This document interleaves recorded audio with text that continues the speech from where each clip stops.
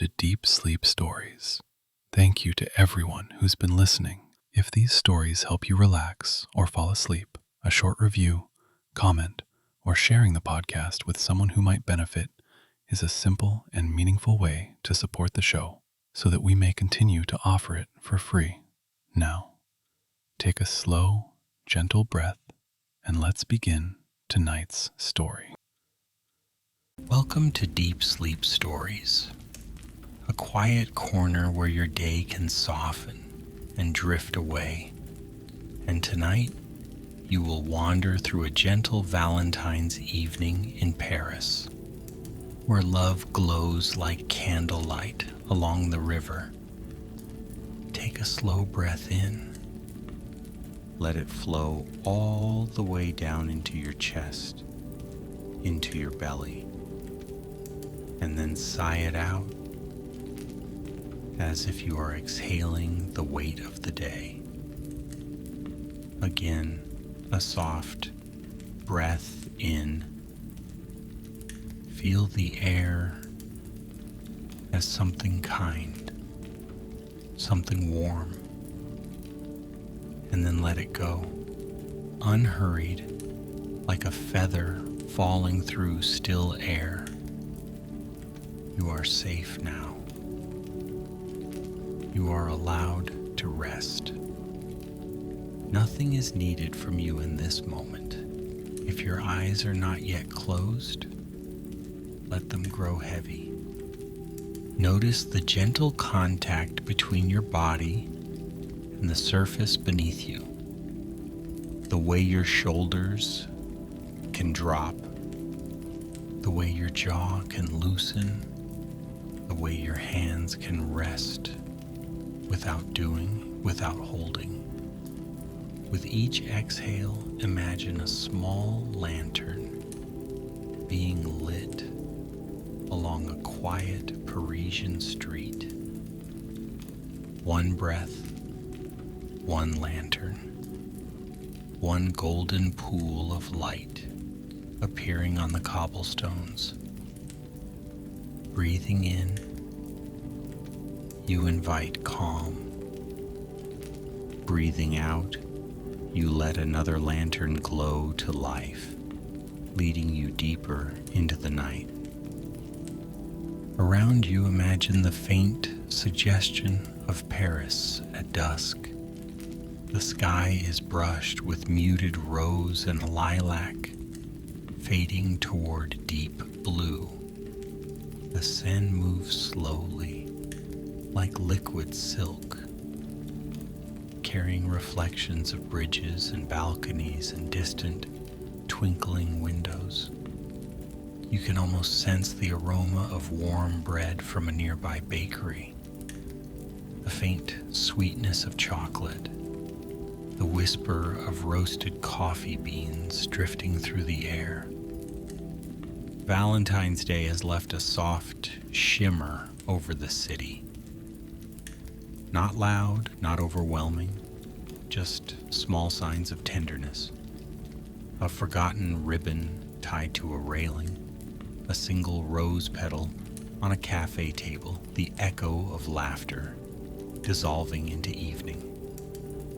Let your breath fall into its own natural rhythm. There is nowhere else to be. No task waiting. Only this gentle night, this quiet city, and a story that will unfold like a slow, peaceful walk along the river. And now, in the hush of this Paris evening, the story begins. Somewhere near the banks of the Seine, a traveler walked alone beneath the soft glow of street lamps. The air was cool against their cheeks, the kind of cool that wakes the senses without disturbing the heart. Their scarf, wrapped snugly, carried the faint scent of perfume from home, a reminder of familiar streets far away. The traveler had come to Paris just for this night, A Valentine in the city of love, not to chase grand romance, but to feel something quiet and kind, something like a conversation with the city itself. Their steps were unhurried, the soles of their shoes tapping softly over worn stone, blending with the distant murmur of traffic and the low hum of river currents. Couples passed now and then, fingers intertwined, voices low and affectionate. But the traveler did not feel alone. There was a gentle companionship in the rhythm of the city, as if every lamplight and balcony and iron railing were keeping them company. Above, windows glowed like small hearths in the tall buildings, each one a world of dinners and stories and music drifting through the night. On one corner, where two streets met in a delicate V shape, a little stationery shop waited with its lights still on. The display window was crowded with cards and envelopes tied with silky ribbons.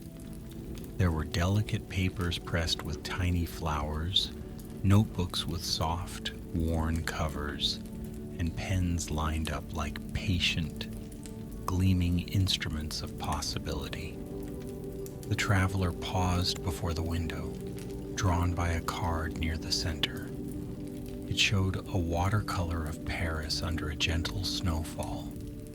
The Eiffel Tower rose in the background, softened by soft flakes, while a couple on a bridge shared a small red umbrella. Yet it was not the couple that caught the traveler's eye. It was the way the light in the painting seemed to glow from inside the card itself, as if there were a warmth hidden beneath the snow.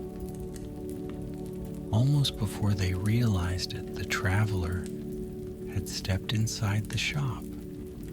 The bell over the door chimed with a tiny crystalline sound. Inside, the air was warm and faintly scented with paper, ink, and a hint of vanilla. Shelves lined the walls from floor to ceiling, holding cards in every shade of cream and blush. Notebooks stacked like quiet companions, and tiny glass bottles of ink that caught the light. Behind a wooden counter sat an older woman with soft gray hair pinned into a loose bun. She wore a simple cardigan and a necklace with a small silver charm in the shape of a key. Her eyes lifted as the traveler entered, and she smiled, not the brisk smile of a busy shopkeeper, but a slow, knowing smile, as though she had been expecting someone who did not yet know what they were looking for. The traveler glanced back toward the window and soon found the card that had caught their eye. Up close, the painting was even more gentle, the lines loose and slightly blurred, as if made from a memory. The snow seemed to fall silently across the front of the card, and the little red umbrella glowed like a tiny ember. The woman watched quietly as the traveler held the card, turning it in their hands as if it were something precious. "That one," the woman said in a soft, accented voice, "is for the person who still believes in small miracles, even if they are not sure they do." The traveler looked up a little surprised. "Is it?" they might have asked, though their voice barely rose above a whisper. The woman only smiled again and nodded, as if this were the most ordinary thing in the world. The traveler bought the card, It felt reassuringly solid in their hands, yet light like a promise. They left the shop with the card tucked safely into their coat, along with a simple fountain pen the woman had wrapped for them, the nib fine and precise, ready for words that had not yet formed. Outside, the sky had deepened into a velvety indigo. Lanterns along the river flickered in a soft line of gold. The traveler walked toward the Seine, drawn by the sound of water and the low occasional hush of a boat passing somewhere downstream. They found a bench near one of the stone bridges where the view opened wide. The river stretched out below, reflecting ripples of light from the opposite bank. Far away, the silhouette of the Eiffel Tower stood steady and gentle, a familiar shape against the sky, but softened by distance and the haze of the night. The traveler sat down, card in hand. They traced the edge of the envelope with their fingers, feeling the slight weight of the folded paper inside. It was a Valentine, yet there was no name on it, no destination or recipient. The traveler was not sure if it was meant for a distant friend, for someone they had not met, or perhaps, in some quiet way, for themselves. They uncapped the new fountain pen and opened the card. Inside, the paper was smooth and blank, waiting like fresh snow. For a long moment, the traveler simply watched the empty space, listening as their own breathing fell into sync with the soft laps of water below the bridge. Words arrived slowly, gently, without rush. To the one who needs this, the traveler wrote, "You are already loved just as you are in ways you know and in ways you do not yet see. Love waits for you in small moments, in kind eyes, in quiet mornings, in the sound of your own breath as you wake. You are not alone, even when the night feels wide. You have always been enough." The ink glided over the paper, leaving a trail of soft, black letters. When the traveler finished, they read the message once, feeling something inside their chest loosen, as if a knot had been quietly undone. They signed no name. Instead, they closed the card, slipped it into its envelope, and held it up toward the lantern light above their bench.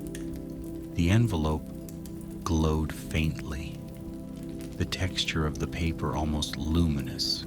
The traveler smiled, a small private smile, and stood. They walked toward the nearest bridge, their steps echoing softly. This bridge was lined with a few quiet pedestrians, hands tucked into pockets, scarves pulled close against the evening air. The city felt gentle here, as if it were whispering instead of speaking.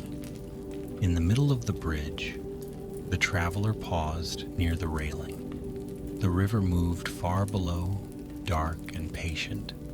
The lanterns drew ovals of light across the walkway, and in the spaces between, shadows folded like soft blankets.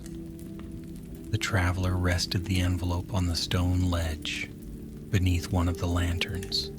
They placed it carefully so the breeze would not immediately pick it up, and stepped back, watching it rest there, pale and unassuming, like a small, quiet gift for whoever might find it.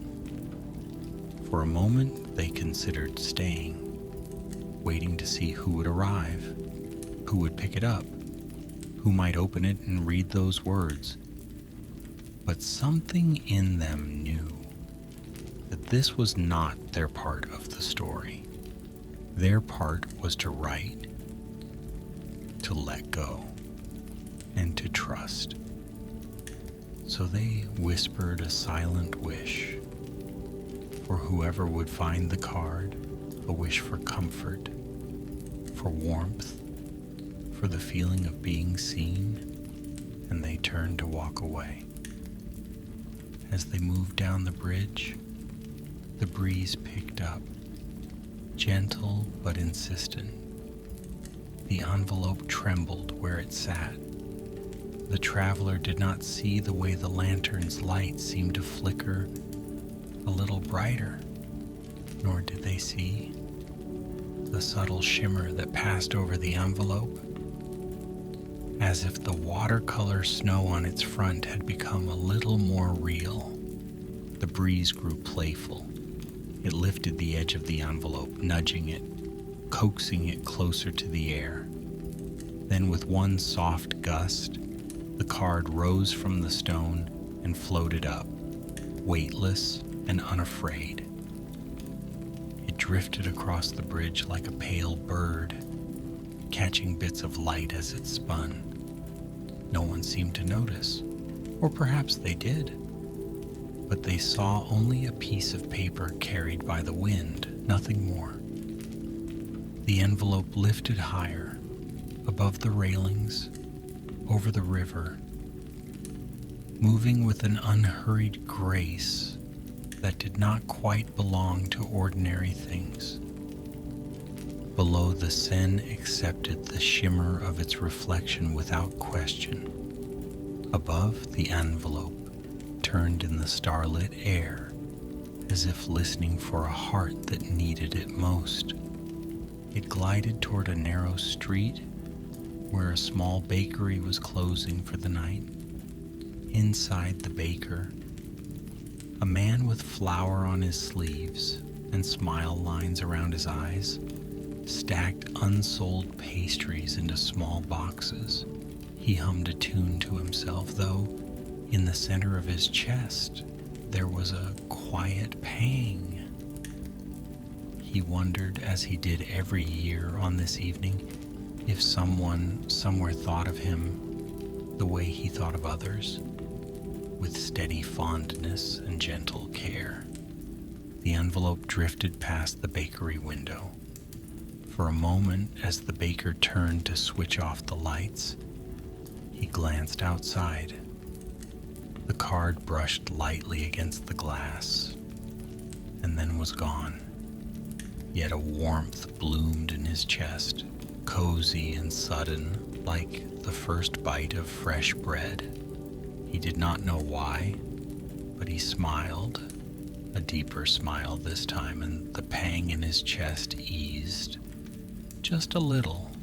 The card moves on, floating around a corner where a florist was sweeping petals from the threshold of her shop. Red and pink blooms rested in buckets, their fragrance sweet and heady. She sighed softly as she swept, the kind of sigh that comes when the day has been long and the heart a little tender. So many bouquets had left her shop that day, wrapped in paper and ribbon, destined for couples and families and friends. Yet she had not received a single one herself. The envelope skimmed over the cobblestones near her feet. The breeze tugged it gently higher, and it brushed against her sleeve. She paused, one hand resting on the broom, and for a moment she felt an inexplicable lightness, as though someone had just thought of her with affection. She straightened a little, tucking a stray curl behind her ear, and smiled up at the faintly glowing sky. Onward the card traveled, guided by currents of air that seemed to know where to go. It floated along boulevards and over rooftops, past balconies draped with fairy lights, past musicians packing away their instruments after a night of playing tender songs, to passing lovers and solitary wanderers. Finally, the envelope drifted toward a quieter street near the river, where an artist sat alone at a small outdoor table. They wore a coat dusted with flecks of paint, and their sketchbook lay open before them, filled with drawings of bridges and boats and faces glimpsed briefly in cafe windows. A single candle flickered in a glass on the table, its flame bending gently toward the night. The artist had spent the evening sketching what they saw, but their heart felt a little heavy. They had poured their affection into their drawings, the lines and shadows and soft shades. Yet they wondered if anyone would ever see them, really see them, the way they longed to be seen. The envelope, drifting with quiet purpose, descended toward the table.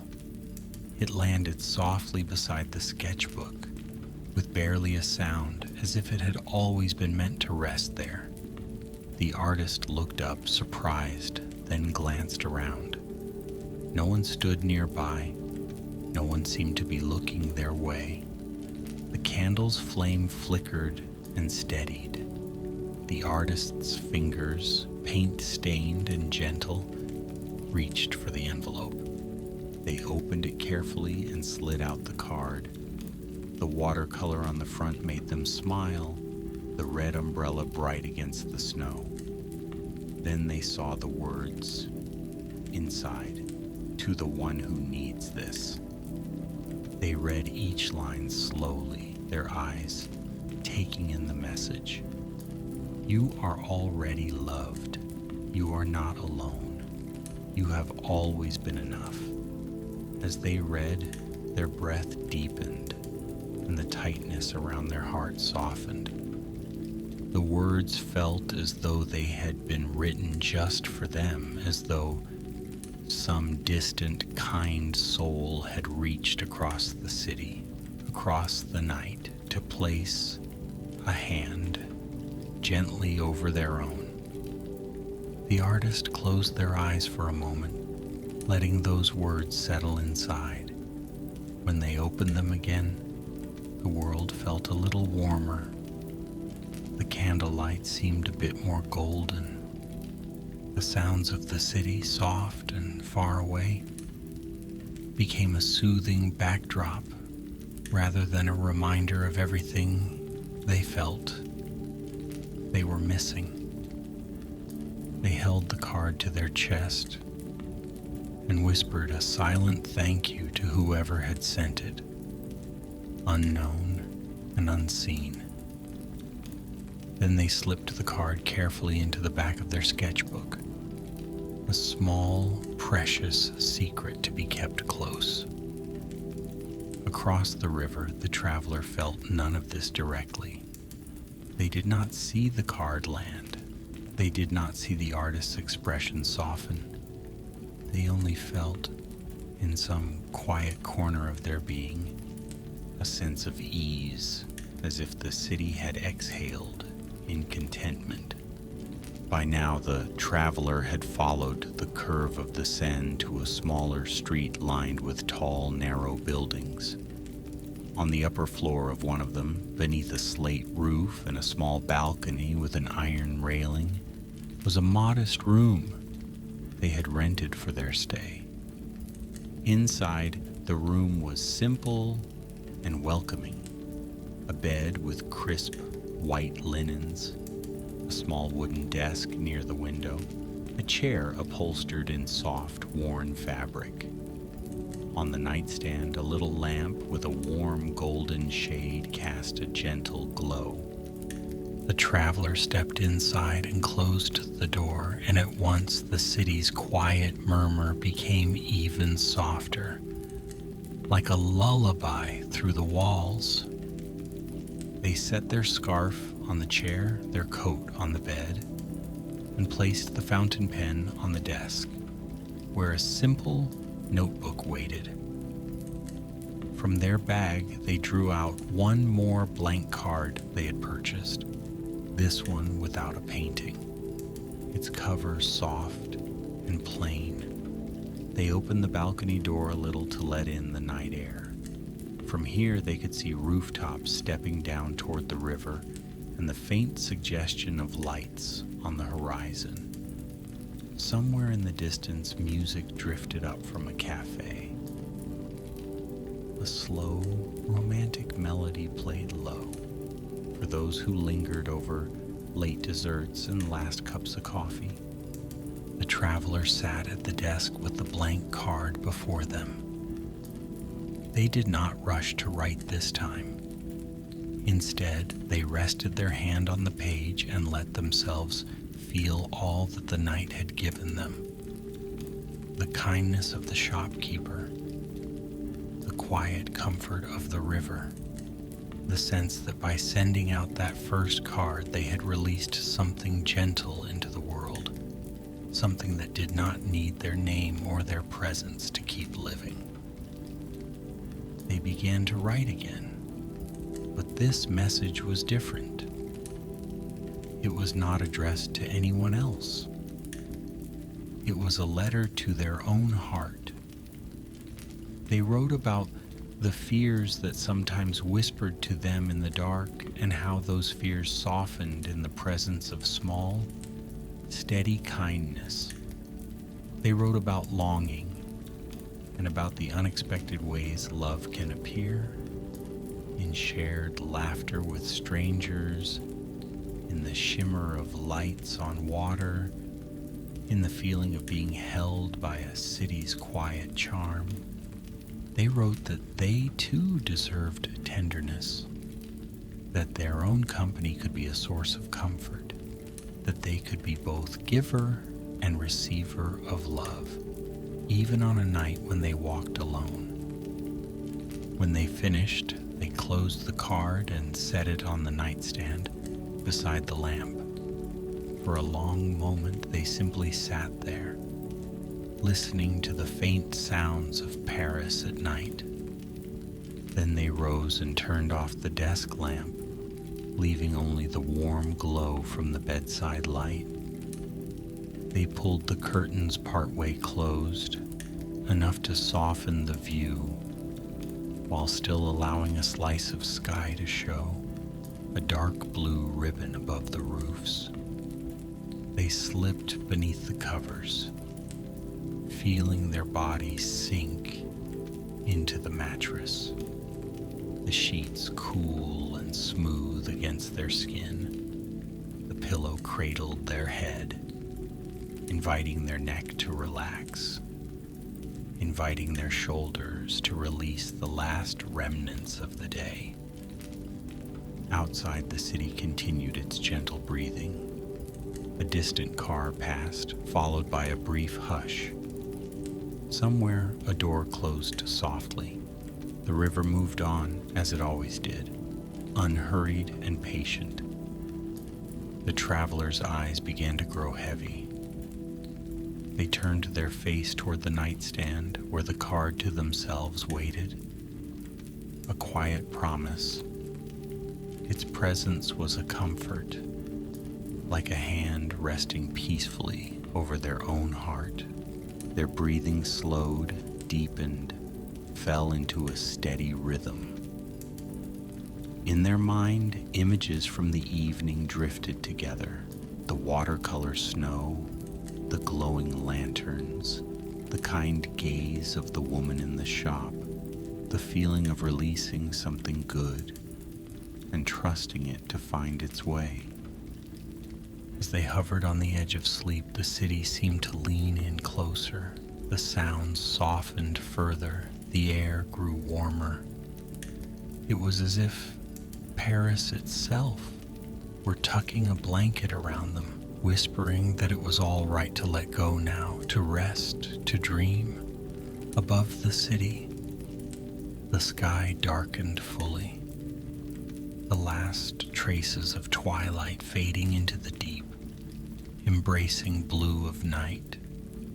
Stars appeared, modest and steady, watching over rooftops and chimneys, over narrow streets and wide boulevards. Windows that had glowed with lively conversation and clinking glasses began to dim. One by one, lamps went dark. Curtains were drawn. The flicker of televisions dissolved into quiet. The echo of footsteps grew fewer and farther between. The river flowed, silver and shadowy, carrying with it reflections of bridges and balconies, washing the day gently away. The bridges stood like patient guardians, holding the city's stories, its secrets, its countless small acts of love and kindness. In the little artist's corner, the candle on the table burned low. The artist had returned home, the cards safely tucked into their sketchbook. It rested now on a bedside cabinet, the message inside like a soft glow at the center of their chest. They too slept peacefully, feeling more held than they had in a long time. In the bakery, the baker slept above his shop, the scent of flour and sugar still in the air. He dreamed of new recipes and friends gathered around a long table, sharing bread and stories and warm smiles. The florist, in her small apartment filled with potted plants and drying bundles of lavender, lay curled under a quilt, dreaming of fields of flowers that stretched to the horizon, of bouquets given freely, without reason beyond simple joy. Around them all, the city settled deeper into its nighttime rhythm, quieter, slower, softer. In the small attic room overlooking the roofs, the travelers slept. Their breath was slow, gentle even. Their hands rested easily by their sides. Their face was calm, the faintest trace of a smile touching their lips. The card on the nightstand watched over them silently, a witness to their decision to offer love outward and inward, to believe that tenderness deserved to find them too. Time became fluid and loose. Minutes slid into one another like waves on the river, blending without edges. Dreams drifted in, light as petals, and the traveler surrendered to them, floating through scenes of cobblestone streets, bathed in golden light, of bridges dusted with snow, of kind faces and quiet moments of connection. Outside the window, a breeze moved through, barely stirring the curtain. It carried with it the scent of rain far away, of distant flowers, of stone warming and cooling through the night. The city's heartbeat slowed to match the sleepers within it. Everything grew quieter. The streets, once full of footsteps and voices, became still. The river, always moving, sounded softer, like a whispered lullaby. The sky held the city in a wide, gentle embrace. And somewhere beyond Paris, beyond the rooftops and the river and the bridges, another heart listened to this story. Their body became heavier, more relaxed. Their breathing matched the slow rhythm of the traveler's breath, matched the unhurried flow of the Seine. Shoulders softened, arms grew warm and heavy. Hands released the last of the day. The muscles of the face loosened, the space between the eyebrows smoothing. The tongue rested peacefully, the jaw unclenched. The eyes, perhaps already closed, settled more deeply, as if sinking into a pillow made of quiet and safety. Every exhale carried away a little more tension, a little more noise, a little more of what was no longer needed. Every inhale drew in calm, softness, warmth. The night in Paris deepened, but it was not a lonely darkness. It was a comforting one, a vast, velvety quiet where rest could unfold without interruption, where the heart could breathe and mend and soften. The traveler slept on, wrapped in the gentle hum of the old building, the rustle of curtains, the faint and distant song of the city's dreams. All around, the world seemed to say, in its own silent language, "It is enough. You are enough. You are safe to rest." Breath by breath, thought by thought, the mind became lighter, more distant, like smoke dissolving into starlit air. The body understood before words could, sinking into stillness, yielding to the pull of sleep. The story of this Valentine in Paris settled into a quiet place within the heart, like a handwritten note tucked into a beloved book, ready to be remembered only if needed, and to slip away softly if not. You do not have to hold on to any of it. You do not have to do anything at all.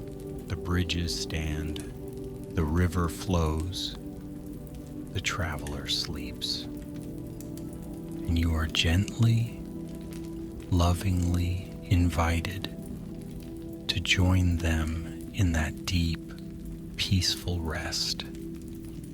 Let the images blur. Let the words grow softer.